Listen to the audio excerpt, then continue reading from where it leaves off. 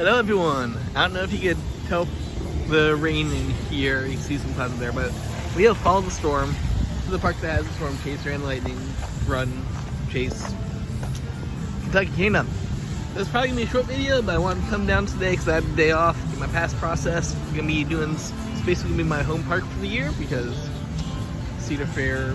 Please, I'm not gonna say anything about Vortex in the video, and hopefully gonna be doing a Dollywood trip later. So definitely want to get a pass here this year. Go on in and check it out. And we're in.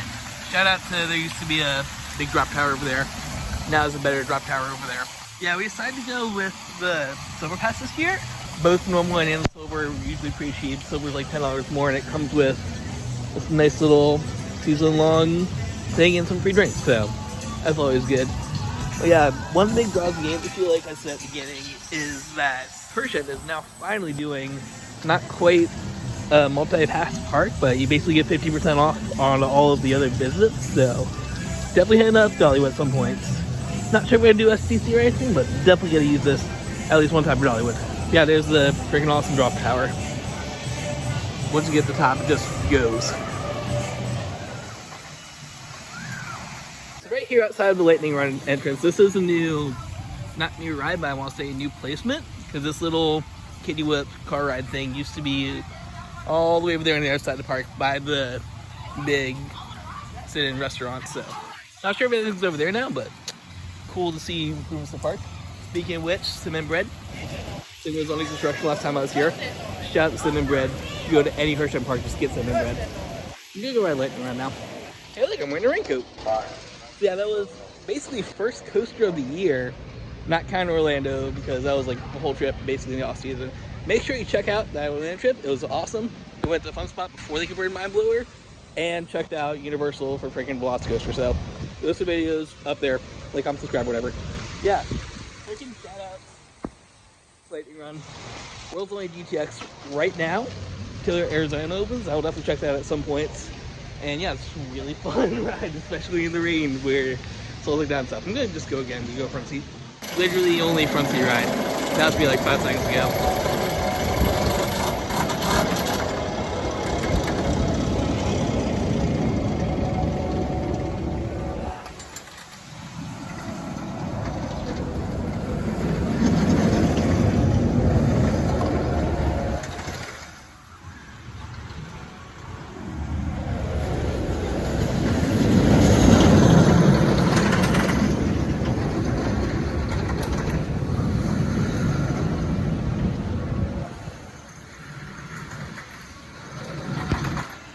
So here at Kentucky Kingdom, I'm going to tell you about some of Kings Island's new for 2023 expansions, because as part of their Adventures Export or whatever it's called, like Adventure Fund, they got one of these called Soul Spin.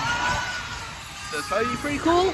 I mean, obviously not at Kings Island right now, but yeah, this thing I'll get to riding it right now. Link to the video I did of the original one when it closed. Respects. I will say though that no matter what, Soul Spin's gonna have a much better feeling than this. Like the pictures I've seen from Adventure Report, that's what it is, have looked amazing with all the Aztec, Mayan, South American, whatever version of the thing it is. Like, I can't wait to see the improvements to Adventure Express. That was my first roller coaster, and it deserves all the love that it gets. So get to Kings Island eventually, just maybe not this season, I don't know. Might just be a Six Flags season or whatever. Which, quick shout out to current plans. We're obviously doing this Dollywood, a couple Six Flags parks. I'm planning to do Darien Lake at the end of next week as kind of a 4th of July trip, and definitely Six Flags over Georgia in accordance with fun spots, so I can do a double Atlanta RMT. So definitely checking those out. Maybe some other Six Flags parks. Maybe go back to Great America or something. We'll see. Another quick improvement as we're walking around for the year is Roller Skater, which is that a new sign, by the way? I'm gonna zoom in on that. Is that a new sign? Might be a new sign. But Roller Skater, the kiddie coaster, seems to have a big clearing around it, because there used to be a whole bunch of trees around this. And yeah, that might be a new sign right there. Awesome. Good job, attention to details or whatever. Yeah, I'm not sure. They can't really do anything here. It's kind of landlocked, but maybe they might be getting ready for something. I don't know.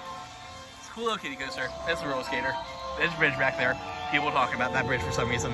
Alright, the storm has mostly been chased away, so it's time to ride the Storm Chaser themed roller coaster. I still say, like, this is one of my favorite RMCs. I'm glad that's like an hour and a half away from me.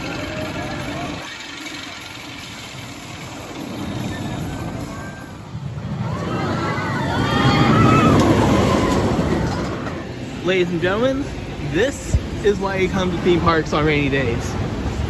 Look at these amazing lines. It's the best ride in the park. Yeah, I just marathon this thing like a good 5 times in a row because no line and they just let you back on. Yeah, Storm Chaser. Frickin', it's no major RMC because, like, obviously Steel Avengers probably has to be my top right now. I still haven't been on any of the new big ones yet, like the Zadras or Iron Gwazi, so I can't compare to that. Cannot wait though. Like I said, I'm doing land trip this year, so check out Air Force One and the Wicked Cyclone, or the Cyclone one's called. Air Force is supposed to be insane, so I can't wait to check it out. This is probably like my second favorite RMC. It's not the biggest, but all these elements just freaking hit. And it's so much fun to re-ride as long as you don't get murdered by the double up, double down.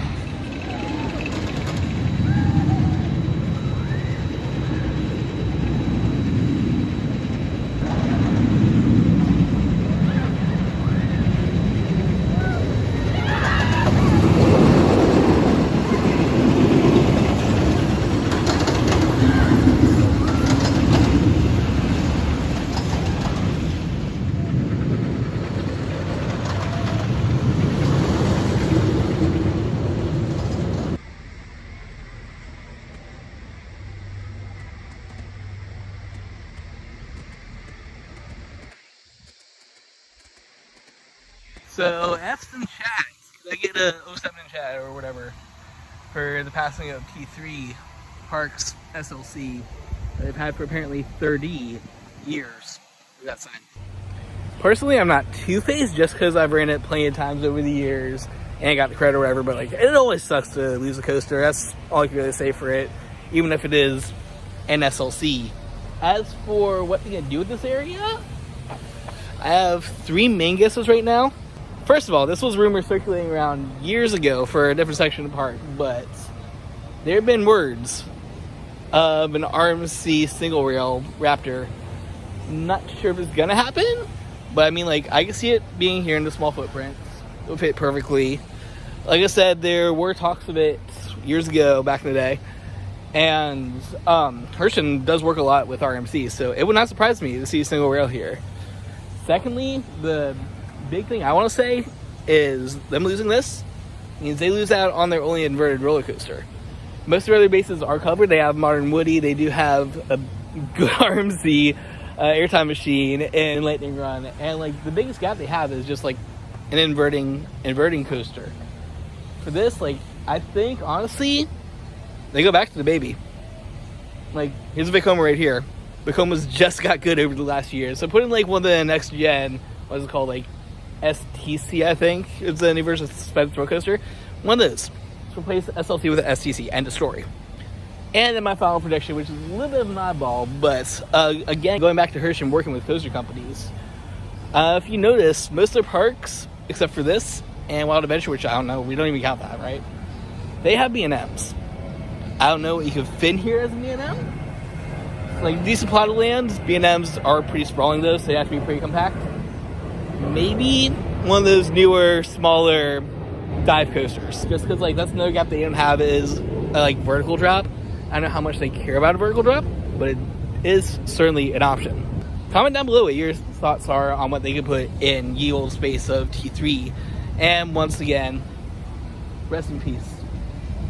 You weren't the best ride, but you were a ride, and it was... I rode it once. It sucks that whenever we get our dueling T4 they promised us a couple years ago.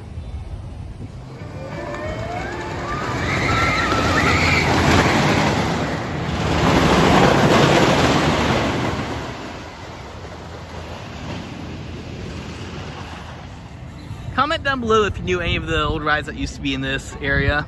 Because there were a few that were recently replaced.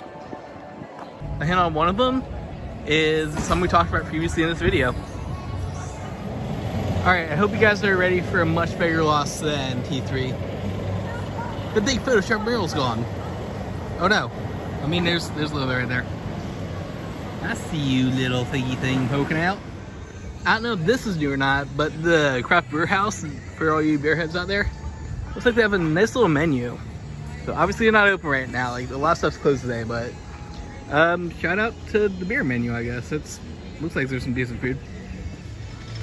Unironically, the best one coaster here at Kentucky Kingdom. Gravity Group knows what they're doing with their baby coasters.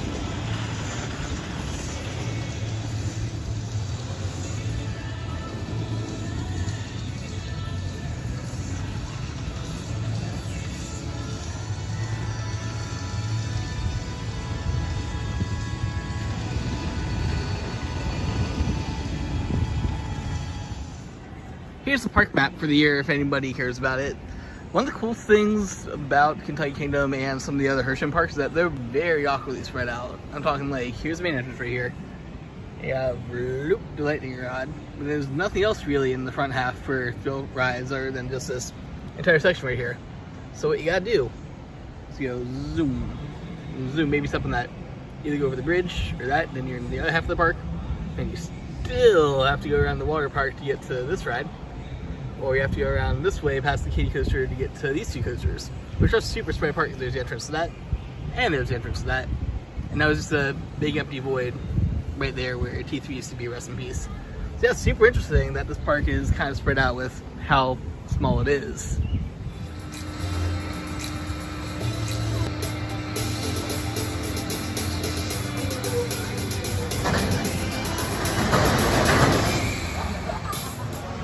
I'm about to end this trip the exact same way I started it. Except now I took off my raincoat and I'm wearing sunglasses. Or goggles, whatever you want to call these things. That's what I'm talking about.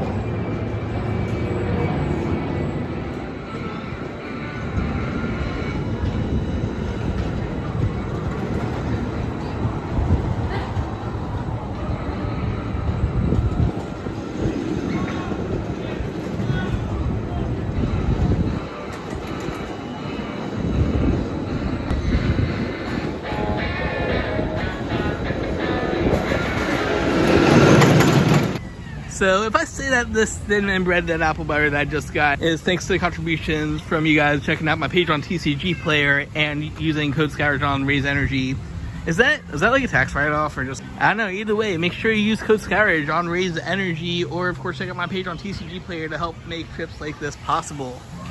And all the other cool stuff that we do on the channel, of course. Hi, Lightning Run. So that's getting it for visit today. Sorry that we didn't have as much ride footage as usual. As you can tell, it's kind of dead today with it being a Monday and the rain. So if you guys want to see more Kentucky Kingdom footage, I do have several other videos up on the channel already. I'm just going to put a random one up in the card right there. As always, thank you guys for visiting with me today. Like I just said, make sure to check out TCG Player, Coast Scourge on Raise Energy. Both those help make trips like this possible, help me get tickets, pay for gas, parking, whatever the park stuff is.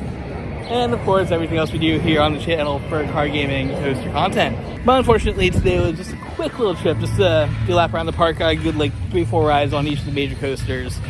And now I gotta go home, check on the Cocoa Bean, and get ready for Vanguard tonight. So, as always, thanks for watching. Like, comment, subscribe if you enjoy this. And always, embrace the infinite. Bye-bye from Kentucky Kingdom.